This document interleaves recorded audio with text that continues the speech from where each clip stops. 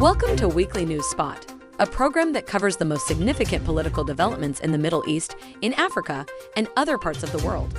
It airs once a week. I'm Ashley Douglas. Let's get started. People's prosperity and standards of living are based on the scale of their country's economies, in contrast to their government's open diplomacy. There have been reports of errors committed by Western countries with democratic systems that elect presidents once every 4 or 5 years to change their leadership. When it came to politics, such frank diplomacy was beneficial to the right of the citizens. However, there were numerous strategic issues in sectors such as the economy, life, and their foundations. Meanwhile, forecasts indicate that Europe's economy would shrink or perhaps collapse each day. European countries, which constantly claim to be far developed, have now brought the problem on themselves through their lack of visionary leaders and intellectuals who take part in decision-making and have bound their lies to others, in particular, the U.S. Whereas Putin has made a different decision in which he will one day use Russia's energy as a military might against the West. From the day they put harsh sanctions on Russia, Western nations, particularly those in Europe, have suffered as a result of them in a way that they did not anticipate. This is due to their current or previous Europe leaders' lack of foresight in not thinking about how Russia would respond to the U.S. sanctions together with their European allies. This appears to be a risk that London will confront.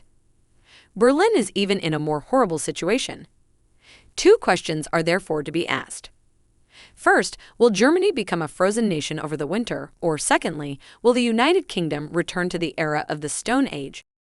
Please stay tuned to get more answers, but first, consider subscribing and also press that notification bell to be alerted whenever there is a new upload. Welcome to the news.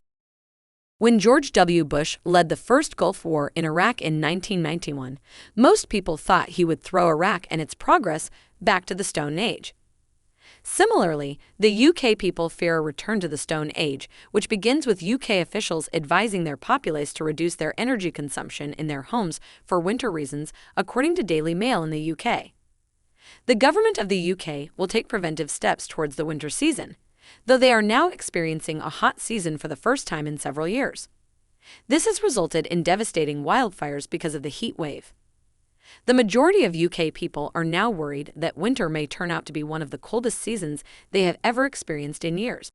That does not mean that the UK people are only afraid of the coming cold season, but also of the possibility that London and other major cities may experience a power outage, which, if it occurs, will be the largest since World War II, and the UK will live in the same manner as the third world countries to whom they gave the name. There is a belief that the worry is not only limited to power outages, but that it will cause problems in other areas of life as the economy crumbles, firms close, and job rates fall. Those problems are a result and part of Western politicians' poor decisions because they rely on Russia's energy, Europe's arch-rival and #1 giant economy. However, when it comes to Germany, will be more vulnerable than the other UK countries, as reported by the Washington Post in the USA. As it is further explained, Moscow cut 20% more of its gas to the UK in a response to Western sanctions, including Germany, Europe's top economic power. This has resulted in severe economic punishment, with the economy crumbling and food prices increasing. There is also speculation about whether Russia should cut more than this or all of its energy supply to Europe, which may force it to revert to using coal or firewood for heating. This will be the time when huge enterprises and industries that rely on Russian gas may cease to operate. When huge industries suspend their operations may give employees their cards. Furthermore, due to energy supply limitations, organizations that provide electricity may be unable to provide electricity to Europe. This is a time when Western nations do not want to give up, but insist on reducing 15% of their gas consumption from Russia. Although Russia supplies 40% of Europe's energy, some countries heavily rely on Russia's gas and have strategic diplomacy and trade with Russia. Putin, who has been ruling Russia for the last 20 years, provides them with discounted Russian gas for their economies to grow. Former European leaders failed to explore alternatives to Russia as a gas provider and were unaware that Russia would eventually curtail or stop providing gas to Europe entirely. European countries have been following the United States for the past 30 years, and when the United States invades a territory, they do so under the banner of NATO.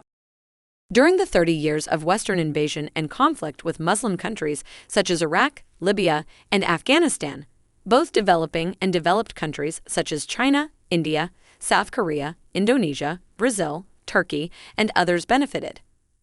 Russia also built and created significant gas pipelines to Europe. That's all we had for today. Please be sure to tune in again next week for more news.